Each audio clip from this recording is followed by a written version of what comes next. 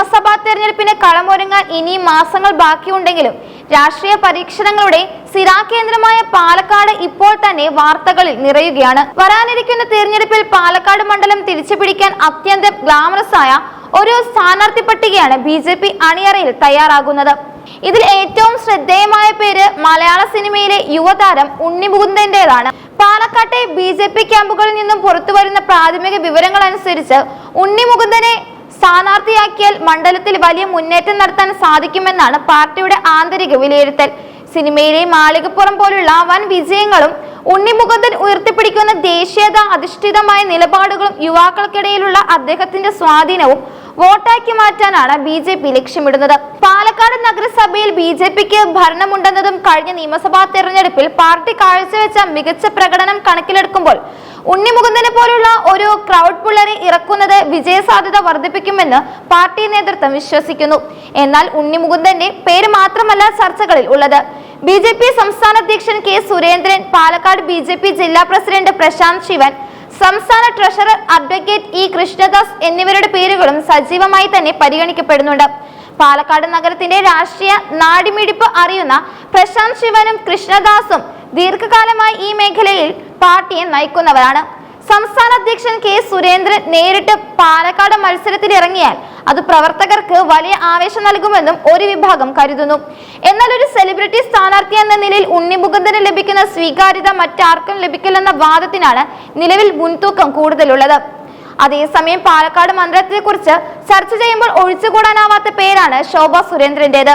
മുൻപ് നടന്ന തിരഞ്ഞെടുപ്പുകളിൽ പാലക്കാടിന് മികച്ച മുന്നേറ്റം നടത്തിയ ശോഭ സുരേന്ദ്രൻ ഇത്തവണ മണ്ഡലത്തിൽ മത്സരിക്കാൻ വലിയ താല്പര്യമില്ലെന്നാണ് സൂചനകൾ ലഭിക്കുന്നത്.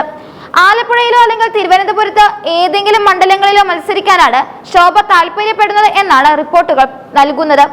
പാലക്കാട് നഗരസഭ ഭരണവുമായി ബന്ധപ്പെട്ട് പാർട്ടിയിലെ ചില പ്രാദേശിക നേതാക്കളുമായുള്ള അഭിപ്രായ വ്യത്യാസങ്ങളും ശോഭയെ പാലക്കാട് നിന്ന് അകറ്റാൻ കാരണമുണ്ടായിട്ടുണ്ടാകാം. ശോഭ സുരേന്ദ്രൻ മാറി നിൽക്കുകയാണെങ്കിൽ ആ വിടവ് നികത്താൻ ഉണ്ണി മുകുന്ദനെ പോലുള്ള ഒരു സർപ്രൈസ് സ്ഥാനാർത്ഥിക്ക് മാത്രമേ സാധിക്കൂ എന്നതാണ് BJPയുടെ കണക്കുകൂട്ടൽ. പാലക്കാട്ടെ രാഷ്ട്രീയ സാഹചര്യം പരിശോധിക്കുമ്പോൾ LDFും UDFും ഒരുപോലെ കരുത്തരായ സ്ഥാനാർത്ഥികളാവും രംഗത്തിറക്കുക.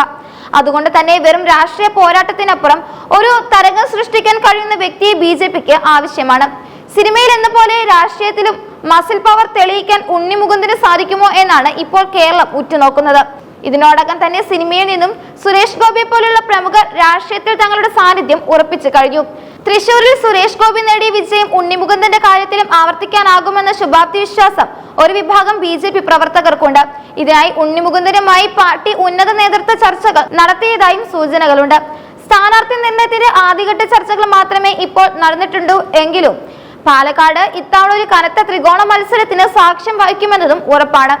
മണ്ഡലത്തിലെ വോട്ടർമാരുടെ താല്പര്യങ്ങളും ജാതിമത സമവാക്യങ്ങളും പരിശോധിക്കുമ്പോൾ ഉണ്ണി മുകുന്ദന് എല്ലാ വിഭാഗം ജനങ്ങളിലേക്കും കടന്നു ചെല്ലാൻ എളുപ്പമാകുമെന്നാണ് പ്രാഥമിക പരിശോധനാ റിപ്പോർട്ടുകൾ പറയുന്നത്.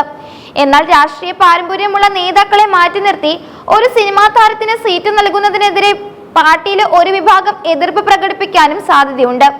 അതുകൊണ്ട് തന്നെ പ്രശാന്ത് ശിവനെ പോലുള്ള പ്രാദേശിക നേതാക്കളുടെയും K. സുരേന്ദ്രനെ പോലുള്ള മുതിർന്ന നേതാക്കളുടെയും പേരുകൾ കൂടി ഉൾപ്പെടുത്തിക്കൊണ്ടുള്ള ഒരു അന്തിമ പട്ടികയാകും കേന്ദ്ര നേതൃത്വത്തിന് സമർപ്പിക്കുക.